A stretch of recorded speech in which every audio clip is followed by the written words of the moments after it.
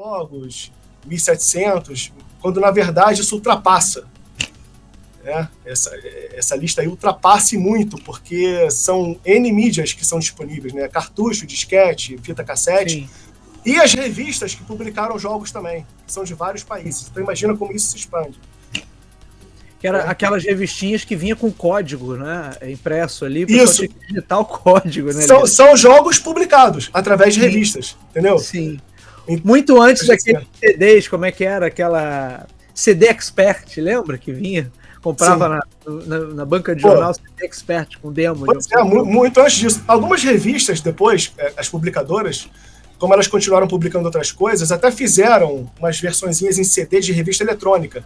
Mas isso eu acredito que já passando da época do MSX, né? A fase mais... o boom ali, o hype do MSX. Isso nos anos 90, entrando, algumas publicadoras chegaram a fazer CD e aí lançavam jogos em CD. Mas é uma edição assim por tabela, digamos assim, não é da época mesmo, né?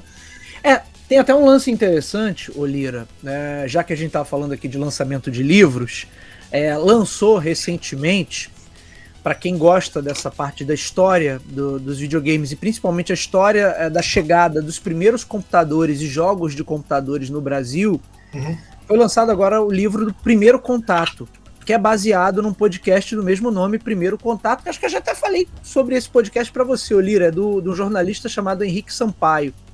E ele fez um podcast investigativo, são 2 temporadas só. A primeira temporada conta a história da chegada dos primeiros microcomputadores no Brasil e dos jogos. E a segunda temporada é mais focada na chegada da internet no Brasil e depois de toda a evolução da internet aqui, as experiências nacionais. Cara, é um trabalho assim, é um trabalho primoroso, muita informação de qualidade. E o Henrique Sampaio pegou, acho que a primeira temporada só, por enquanto, e transformou numa edição em livro. Então isso foi lançado agora... Recentemente, se vocês jogarem aí, Primeiro Contato, foi lançado pela Editora Europa.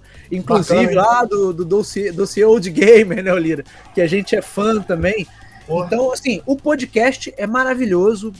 Já ouvi as 2 temporadas, uso muito dos exemplos ali como cases em sala de aula, das aulas de marketing, das aulas de inovação, das aulas de estratégia comercial. E, obviamente, se fala de jogos para computador, tem esse momento da chegada das revistas, né, Lira? Da distribuição de jogos em bancas de jornal. E, Lira, e aí eu acho que é um ponto interessante dessa história toda da chegada dos computadores ao Brasil, que, na realidade, o MSX...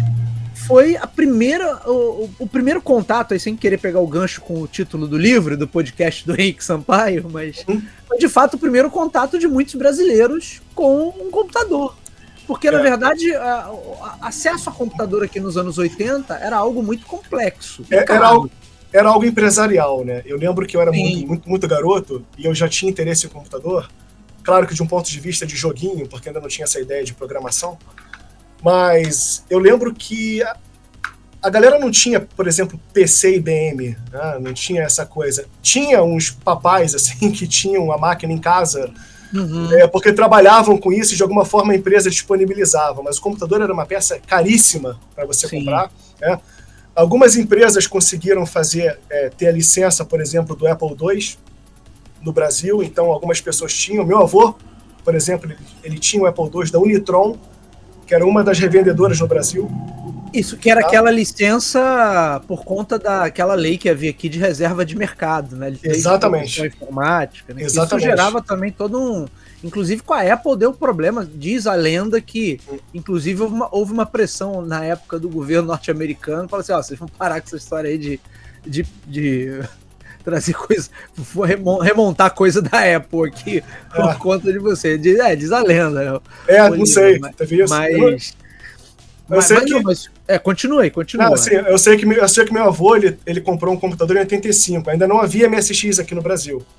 Já era lançado lá fora, né? O MSX ele é de 83, mas aqui no Brasil foi a partir de 86, se eu não me engano. E então meu avô comprando a máquina, era uma coisa assim estrondosa. A gente ainda jogava Atari. Então, por exemplo, joguinhos como Karateka, um joguinho onde você vê o boneco mexendo o braço, né, lutando e fazendo os movimentos perfeitos para a época, era uma coisa meio impressionante. Então... De explodir cabeça, né? Hã? De explodir cabeça. Era algo Sim, que não sem dúvida. Apesar de que, assim, era um dos jogos mais avançados pro Apple. Tinha muito joguinho bobo também, mas já era uma coisa mais avançada que a Atari, de qualquer forma, né? Qualquer jogo ali era mais avançado.